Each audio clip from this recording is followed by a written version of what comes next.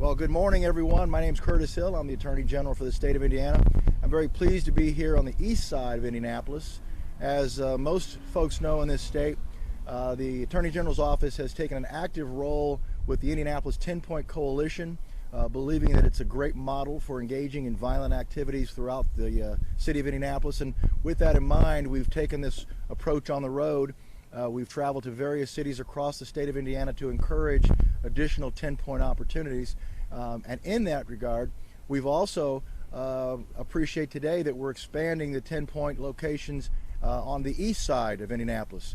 As you know, the murder rate in Indianapolis has gone through the roof. It's an unfortunate reality that we live in. There's all sorts of circumstances surrounding why that's occurring.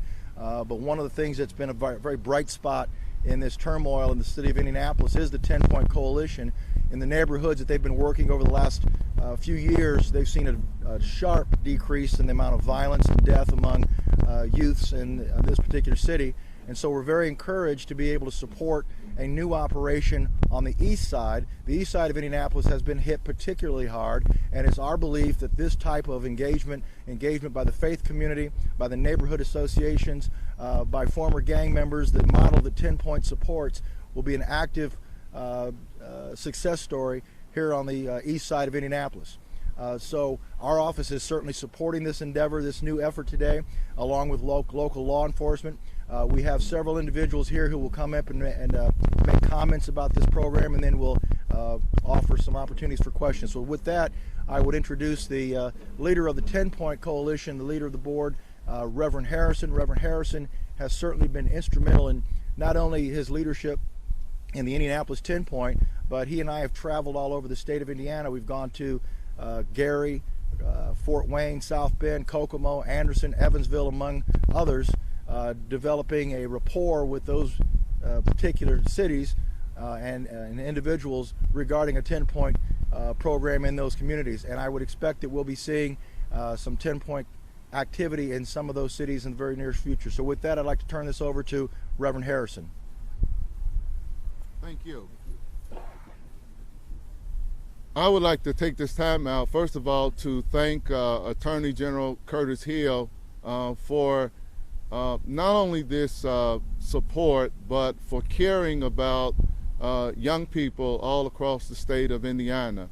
It is refreshing to have a group of individuals behind me that really care about our young people, and this is why we're gathered here today. I have been working in this city for about 20 years now, being a crime fighter, and one thing I have learned over the years is that no one group or no one agency alone can curb the pattern of violence, that it takes all of us. It takes community partnerships, and the 10-Point model is a partnership between community and law enforcement that addresses the issue of particularly urban youth gun violence as it impacts particularly young men of color between the ages of 14 and 24 years old. And I'm excited to be over here today working with a good friend of mine, Pastor Jackson, in the 42nd and Post Road area. 10-Point will begin doing patrols in this neighborhood starting January the 2nd, and we will do it 4 nights a week, and we will take individuals from this neighborhood, residents that live in the neighborhood, OGs, original gangsters, individuals that at one point in time was a part of the problem in the neighborhood. They have this kind of street credibility that is needed to reach the population that we're trying to reach. There are 3 goals that we have as 10-Point. One is prevention, the other is intervention, and then the third is enforcement. What our patrol teams will be doing in their portion of this initiative is they will be ministering to our most at-risk youth and ex-offenders. Number two, we will be mentoring them, and that's important because we want to give hope to young people who may not see a bright future, and to give them an alternative to a life of crime, that there is better opportunities out there for them, and we want them to use their gifts in constructive ways rather than destructive ways. And then the third piece is we will be monitoring the young people. So as we build relationships with young people and we try to change their thinking, because their thinking is a part of the problem, and we're trying to get them to think differently and to handle their conflicts in nonviolent ways. So that's the part that 10 Point will be doing starting January the 2nd. We hope it's not too cold on that day, but we will be active. So every Tuesday, Wednesday, Thursday, and Saturday nights, we will be in this neighborhood working with all of our collaborative partners, because we really got to deal with the root causes that's leading to the violence. So that's why no one group is the silver bullet to this issue. It's going to take all of us working together. So that's what we're going to start doing. And I want to bring my good friend up, Reverend Jackson from Fervent Prayer Church. Morning. Thank you for coming. And just moments ago, you may have heard the hammering in the background.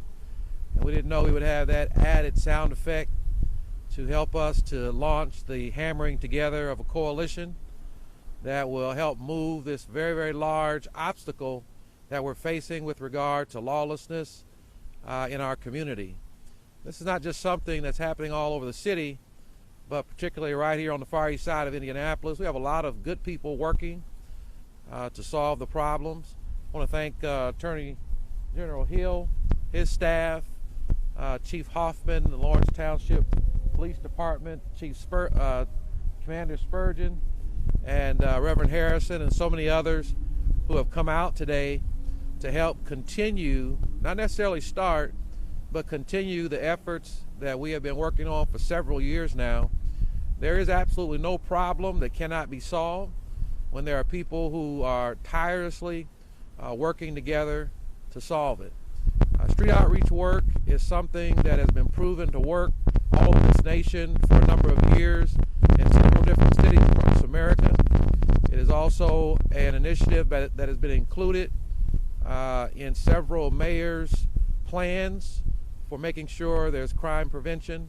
In fact, our current mayor, it's something that's included in the criminal justice reform plan. And so we're excited about the fact that Attorney General and Reverend Harrison and others are implementing this plan now.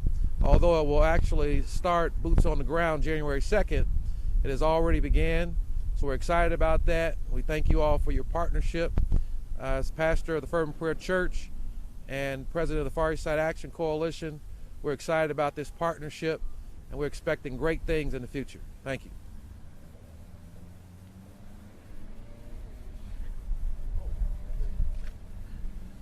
Well, good morning, everyone. I'm Josh Minkler. I'm the United States Attorney for the Southern District of Indiana.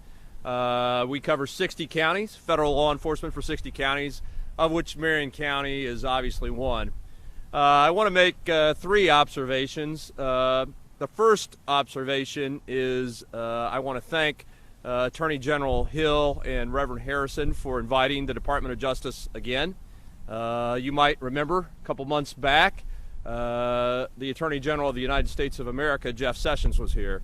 I've worked in U.S. attorneys' offices since 1994, served under a lot of great attorney generals. Started with Attorney General Janet Reno, if you all remember her, then Attorney General John Ashcroft, Attorney General Alberto Gonzalez, Attorney General Eric Holder, Attorney General Loretta Lynch. In my recollection, there's only one Attorney General ever in the history that's come to Indianapolis and met with the faith-based community, and that's Attorney General Jeff Sessions. So I think that's remarkable, and it's an observation I'd like to make, and I'm glad that Reverend Harrison and Attorney General Hill have continued to welcome the Department of Justice into this coalition. The second observation I'd like to make, and this is an observation that Attorney General Sessions makes all the time, is from, well, 2000 to about 2011 or 2012, we had relatively low violent crime in this country, relatively low violent crime in this district, relatively low violent crime in this community.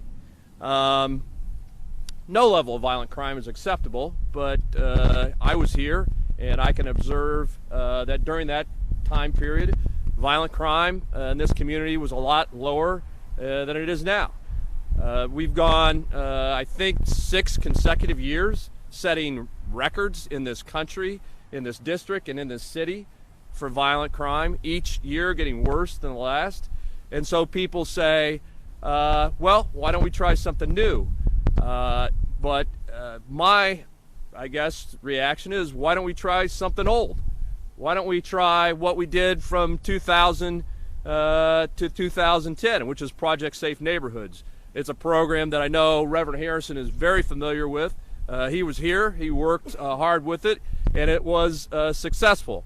And I hope to be able to talk more about Project Safe Neighborhoods and what the Department of Justice is doing in cooperation with many of these gentlemen here in the future. But really, why I'm here is to notice and appreciate the efforts of Reverend Harrison and Attorney General Hill, and that's my third observation. You know, Reverend Harrison has become, for a lot of you, sort of an overnight success. I mean, the Vice President's with him, he's on the national news, the Attorney General of the United States is with him, but like I said, I've been around for 23 years, so I know he's been doing this for a long time. He's not an overnight success. If you look at what he's done at Butler, Tarkington, and Crown Hill, we know it works. You looked at the violent crime statistics in that neighborhood, and he imposed 10-point coalition. At the same time, the United States Attorney's Office was leading an investigation into family ties and the Wade Havard organization, well known to people in that Butler-Tarkington neighborhood. At the same time, the United States Attorney's Office was leading an investigation to the mob, the group of juveniles and adults that were robbing pharmacies and shooting at each other and selling their drugs on the streets. But those combined efforts reduced violent crime in those neighborhoods. That's not an opinion, that's a fact. So that's a proven model, and it's a proven model I think should be embraced by this country, by this district, and by this city. And finally, I want to thank our Attorney General, Curtis Hill. You notice I didn't say my Attorney General. My Attorney General is my boss, Attorney General Sessions. But I live in this state. I was raised in this state. I went to college and law school in this state. Curtis Hill is our Attorney General as Hoosiers. And what he's done is remarkable. I think he's a real prosecutor. He understands the effect and the impact prevention efforts can have. And the Attorney General in this case has put his money where his mouth is to fill in some gaps, to start prevention efforts. That's truly remarkable. It's something you don't see every day. And so their efforts should be noticed and appreciated. So thank you very much for inviting me, and thank you for giving me the opportunity to speak.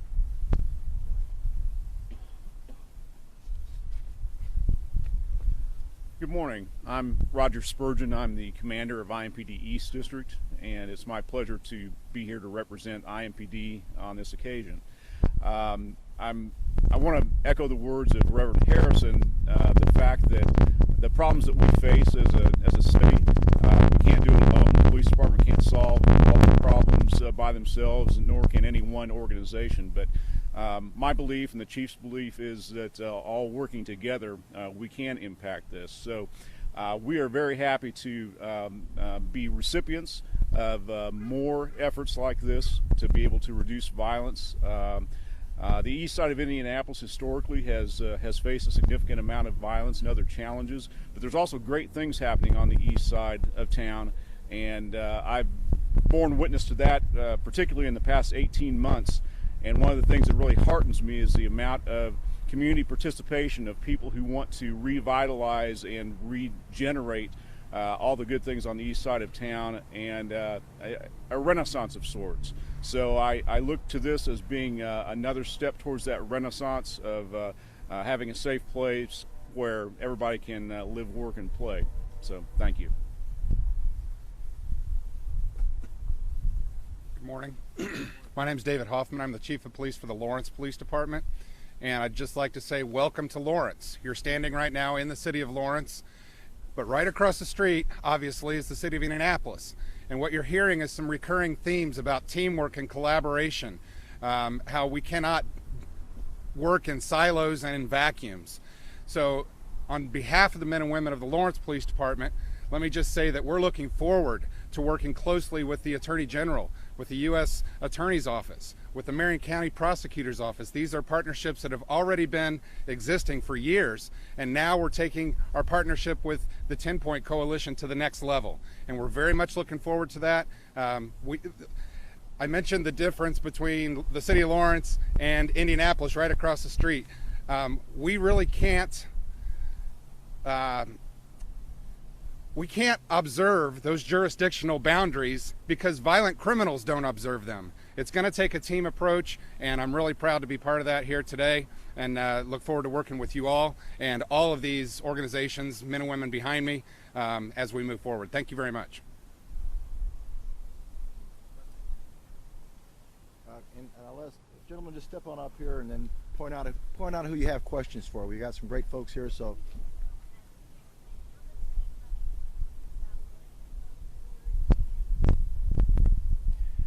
The money, back this summer, we set aside $500,000 in the Attorney General's office that's being administered to the IDEA, the Indiana Drug Enforcement Association, for this particular project. The intention of the project is to provide seed monies for new programs developing the 10-point model, with the objective being of a $50,000 startup to start the process of providing stipends for the participants. That's a model that's been proven to work through Reverend Harrison's approach in the Butler, Tarkington, Crown Hill area. From that standpoint, each recipient will have an opportunity to reapply, but on a reapply, it will require a match from the community. So the idea is for this not to be a continuing funding from the Attorney General's office. It's clearly seed, and the idea is for communities to develop their own strength and resource to be able to support the existing programs going forward.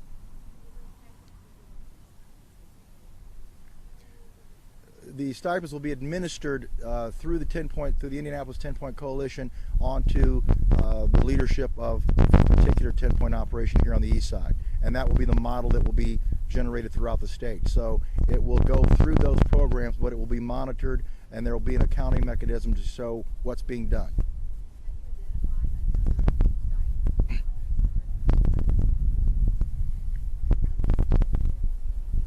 Well, quite frankly, I think that the Indianapolis area is starving for 10-point coalitions all over the community.